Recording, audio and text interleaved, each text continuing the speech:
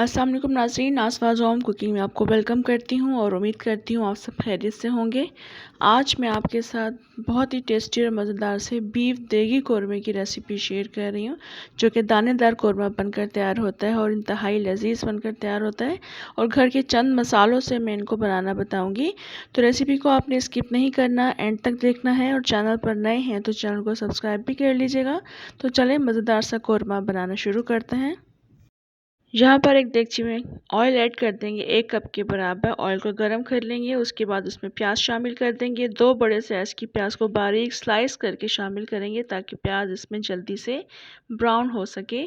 तो बस प्याज को मिक्स कर लेंगे अच्छी तरह से और उसको कुक करते रहेंगे जब तक प्याज ब्राउन नहीं हो जाता। इस वक्त प्याज हल्का सा सुनहरी कलर का होना शुरू हो चुका है। बस कुछ देर ही हम इसको मज़ीद कुक करेंगे, प्याज ब्राउन हो जाएगा तो उसके बाद हम इसको यहाँ से निकाल लेंगे। इस वक्त प्याज ब्राउन होना शुरू हो चुकी है, गोल्डन कलर आ चुका है। बस थोड़ा सा इसको मज़ीद कुक करेंगे 1 से 2 मिनट के लिए, उसको हम यहाँ से निकाल लेंगे।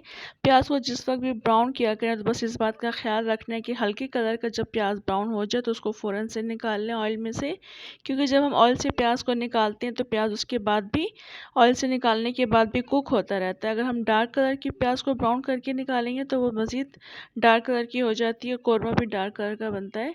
तो बस ये सारी प्याज हम इसको यहाँ से निकाल लेंगे, उसके बाद हम बाकी की चीज़ें इस ऑयल में ऐड करेंगे। अब इसी ऑयल में हम गोश्त शामिल कर देंगे। आधा किलो के बराबर है बोनलेस बीफ है, जो कि मैंने बॉईल कर लिया यानी गला लिया है। अदरक, लहसुन, नमक और साबुत गरम मसाले डालकर मैंने इनको गला लिया है। गोश्त को ऑयल के साथ हम 3 से 4 मिनट तक भून लेंगे अच्छी तरह से।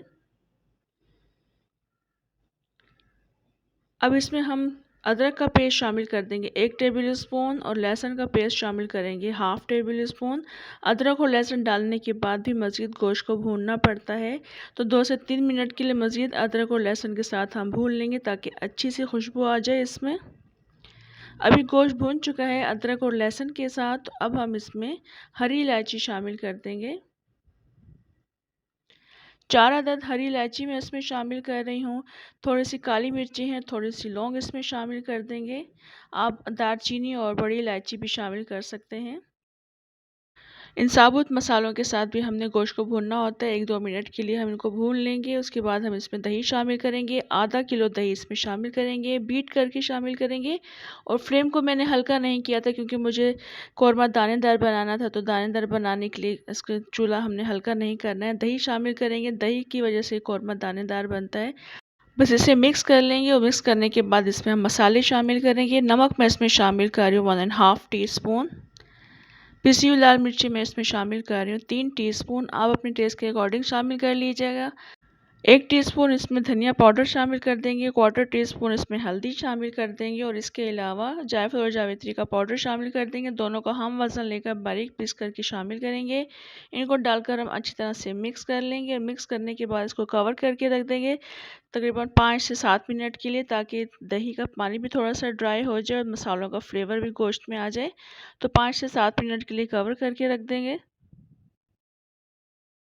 इस वक्त गोश्त को पकते हुए 5 से 7 मिनट हो चुके हैं। दही के साथ काफ़ी अच्छा पक चुका है, मसालों का बहुत अच्छा फ्लेवर आ चुका है गोश्त में।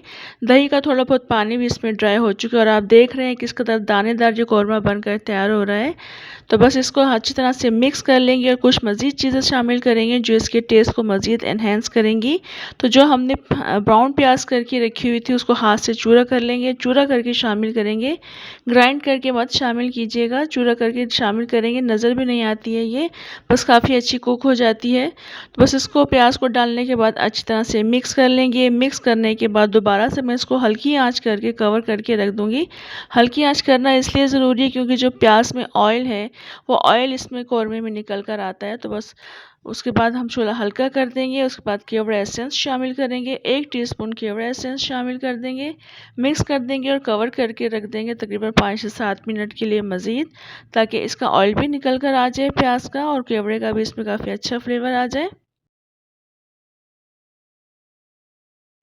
अभी कौरमे को पकते हुए 5 से 7 मिनट मज़ीद गुज़र चुके हैं। बहुत अच्छा ये रेडी हो चुके हैं। बस मिक्स कर लेंगे, उसके बाद हम इसको डिश आउट करेंगे। मैं आपको दिखा भी देती हूँ किस कदर मज़ेदार और दानेदार ये कौरमा बनकर तैयार हुआ है।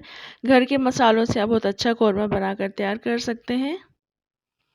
यहाँ पर आप देख लें, आपको वाज़ेह नज़र आ रहा होगा, दानेदार कौरमा बनकर तैयार हुआ है। बिल्कुल देगी स्टाइल का कौरमा बना है। इस रेसिपी को आपने ट्राई ज़रूर करना है और अपना फीडबैक भी देना है। और अगर आपको रेसिपी अच्छी लगे तो आपने कमेंट में भी ज़रूर बताना है और लाइक का बटन ज़रूर आपने प्रेस करना है। और इंशाल्लाह इसी तरह से मैं आपके साथ बहुत अच्छी अच्छी रेसिपी शेयर करती रहूँगी। तो इंशाल्लाह नेक्स्ट मज़ेदार सी रेसिपी के साथ दोबारा आऊँगी। तब तक के लिए इजाज़त दें। अल्लाह हाफ़िज़।